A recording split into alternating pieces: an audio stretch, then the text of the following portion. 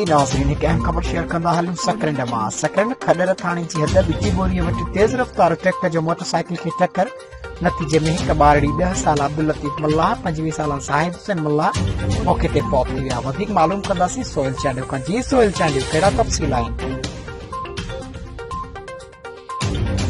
जी सक़रंड में खॾर थाणे जी हद बुटी मोरी वटि तेज़ रफ़्तार ट्रैक्टर जो मोटरसाइकिल खे टक्कर। नतीजे में हिकु ॿारड़े 10 साल अब्दुल्लतीफ मलाह, 25 साल ज़ाहिद हुसैन मलाह मौक़े ते फ़ौत, जॾहिं त ॿ ॼणा गुलाम रसूल मोहम्मद जुमन मलाह सख़्त ज़ख़्मी। इतलाबात सक़रंड जे मक़ामी ज़िम्मेदार अब्दुल मजीद जमाली जी मदद ज़रिए फ़ौतुनि ऐं ज़ख़्मियुनि खे तालका सक़रंड इस्पताल सक़रंड आंदो वियो, जिते संदसि वारसनि वाहिद बख़्श मलाह ॿुधायो त असां असुल रहवासी टंडो मोहम्मद खान जा आहियूं। हिते फुटे चूंडण लाइ पोड़े असांखे आयल हुआसीं। ॿिए पासे ज़ख़्मियुनि खे ॻणती जोगी हालत में नवाज़ इस्पताल मुंतक़िल कयो वियो आहे, जॾहिं त ज़रूरी कार्रवाई ऐं बाद लाश वारसनि हवाले कया विया आहिनि। जी